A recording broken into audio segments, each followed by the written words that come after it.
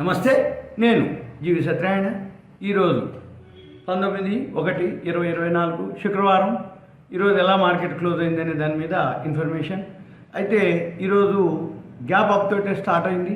సుమారుగా 600 పాయింట్లు. నిన్న 71,186 పాయింట్లు క్లోజ్ అయితే ఈరోజు 71,786 పాయింట్లతోటి ఓపెన్ అవ్వటం జరిగింది. అంటే 600 పాయింట్లు గ్యాప్ అప్ తోటి స్టార్ట్ అవ్వటం జరిగింది.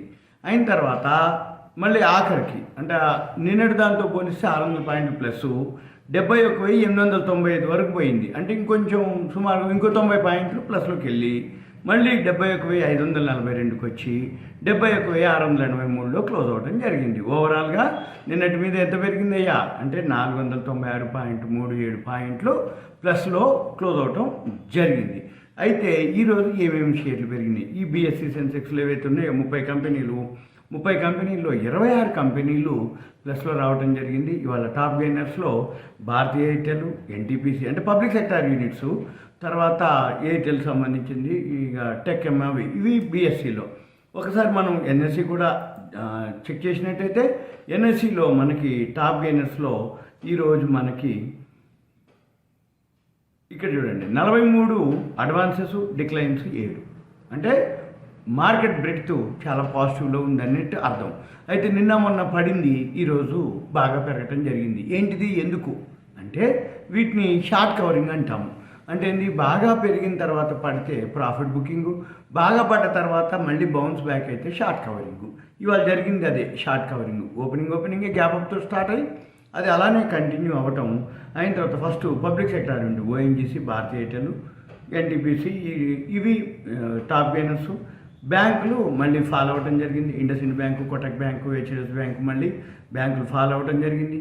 ఈరోజు ఓవరాల్గా NSEలో ట్రేడ్ అయినాయి 2,620 కంపెనీలు. అడ్వాన్సెస్ వచ్చి 1,690, డిక్లైన్స్ వచ్చి 832, అన్చేంజ్ వచ్చి 98 కంపెనీలు. ఈ అప్పర్ సర్క్యూట్ వచ్చి 157 కంపెనీలు, లోయర్ సర్క్యూట్ వచ్చి 31. ఈ 52 వీక్ హై వచ్చి 174 కంపెనీలు, 52 వీక్లో వచ్చి 6 కంపెనీలు. ఇవి NSEలో జరిగినటువంటి ఇది అనమాట. ఇక మనము ఏవైతే టాప్ గెయినర్స్, టాప్ లూజర్స్ ఉన్నాయో వీటితో పాటు మనం జనరల్గా అబ్జర్వ్ చేయాల్సింది ఏంటిది అంటే, ఉదయం పూటనే మనకి 7 గంటలకే అంటే సపోజు రాత్రి అమెరికా మార్కెట్లు తెల్లవారుజామున క్లోజ్ అయిన తర్వాత ఉదయం పూట 7 గంటలకి ఇక్కడ మనం కనుక నిఫ్టీ ఉంటుంది. ఈ నిఫ్టీని కనుక అబ్జర్వ్ చేసినట్టయితే ఇది సింగపూర్ ఎక్స్చేంజ్లో నిఫ్టీ ట్రేడ్ అవ్వటం. ఇది గ్యాప్ అప్ తోటి స్టార్ట్ అవుతుంది. మనం ఇన్ఫర్మేషన్ అంటే ఎవరైతే షేర్ మార్కెట్ ఐడియా ఉంటుందో దీన్ని అబ్జర్వ్ చేస్తూ ఉంటారు. 7 గంటలకు దాన్ని ఫాలో అవుతారు. మళ్ళీ మంది కూడా అదే మాత్రం ఫాలో అయిపోయి గ్యాప్ అప్ తోటి వాళ్ళ స్టార్ట్ అవ్వడం జరిగింది. మనం చూడవలసింది ఏంటిదంటే, ఇది డైలీ అబ్జర్వ్ చేయాలి. మనీ కంట్రోల్కి వెళ్ళి BSE వెబ్సైట్లోకి వెళ్ళి ఆ 30 కంపెనీలు ఏవి పెరుగుతున్నాయి అవి చూడాలి. NSEలోకి వెళ్ళి అడ్వాన్సెస్, డిక్లైన్స్ అవి చూడాలి. వీటితో పాటు మనము ఈ మనీ కంట్రోల్లోనే ఇక్కడ మార్కెట్స్, ఆల్ స్టాట్స్ ఉంటుంది. ఈ హోమ్లోకి వెళ్తే ఈ ఆల్ స్టాట్స్కి వెళ్తే FIIలు ఏం చేస్తున్నారో మనము గమనించవచ్చు. అయితే నిన్న FIIలు 18వ తారీఖు నిన్న కూడా 9,901 కోట్లు అమ్మటం జరిగింది. అందుకని నిన్న కూడా ఫాలో అవటం జరిగింది.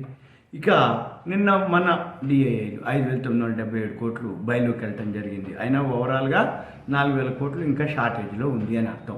అయితే ఈరోజు మార్కెట్ పెరిగింది కాబట్టి FIIలు కొన్నారు అని అర్థం. సింపుల్గా మనం గమనించాల్సింది ఏంటిదంటే, ఇది ఇంకా అప్డేట్ కాలేదు, అవుతుంది. కానీ మనం గమనించాల్సింది ఇది సింపుల్గా. ఇక తర్వాత మనము ఎందుకు పెరిగింది ఏంటిది అనేది మనం న్యూస్ అబ్జర్వ్ చేయాలి.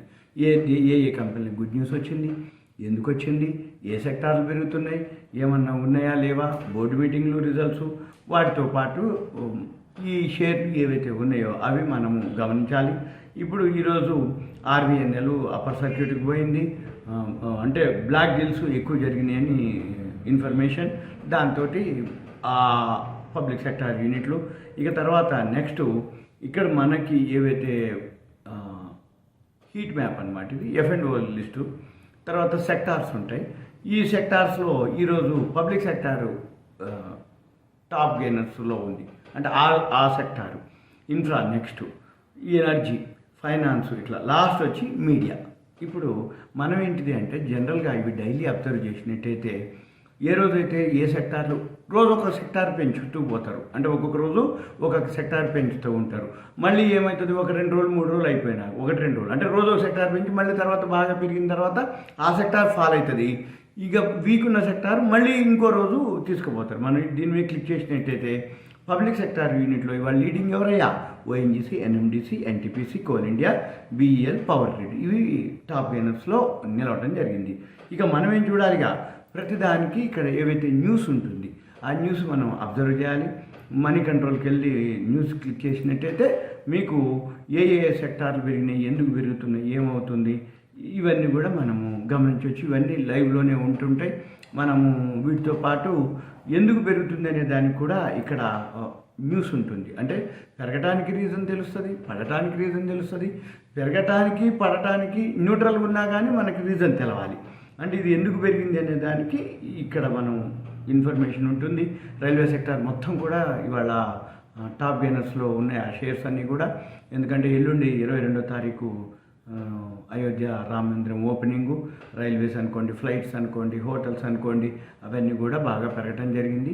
ఇవి మనం అనమాట. అయితే మనం ఏం చూడాలి, డైలీ మార్నింగు ఏదైతే moneycontrol.comకి వెళ్ళి మార్కెట్స్, గ్లోబల్ మార్కెట్స్ కనుక క్లిక్ చేసినట్టయితే ఇప్పుడు యూరోపియన్ మార్కెట్లో ప్లస్లోనే రన్ అవుతున్న యుఎస్ మార్కెట్లో ఈరోజు రాత్రికి ఎలా క్లోజ్ అవుతుందో చూసుకొని మండే మార్నింగు మనము ఎలా ఓపెన్ అవుతుంది అనేది కూడా గెస్ట్ చేయొచ్చు సింపుల్గా.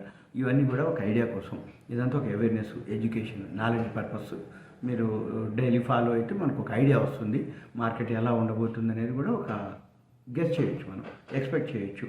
ఏ షేర్లు పాజిటివ్ ఉంటాయి అవి కూడా మనం గెస్ట్ చేయొచ్చు. ఇది సింపుల్గా నా నుంచి.